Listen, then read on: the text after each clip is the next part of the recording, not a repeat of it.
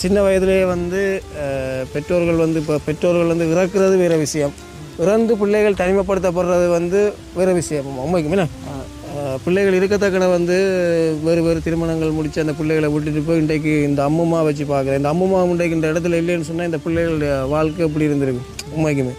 ஏன் இப்போ பெரிய பிள்ளைகளெல்லாம் வச்சுருக்கீங்க, வேலைகள் ஒன்று முடைக்க இல்லைண்ணா, வேறு வேறு திருமணம் முடிச்சிட்டோம் அப்படி தானே? வேறு வேறு அம்மா தான் வச்சு பார்க்கணும்.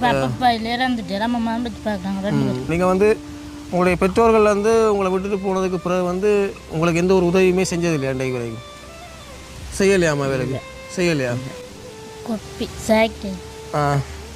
சைக்கிள் இல்லையா உங்கள்கிட்ட? அப்போ இந்த கடைகளுக்கெல்லாம் போய் வரணும், நடந்தா போய் வரீங்க? நடந்தா போய் வரீங்க. ஓகே. பள்ளிக்கூடம் போனாலும் நடந்தா போனீங்களா? எனக்கு ஒரு ஆம்பளை பிள்ளை, ஆம்பளை பிள்ளை போய்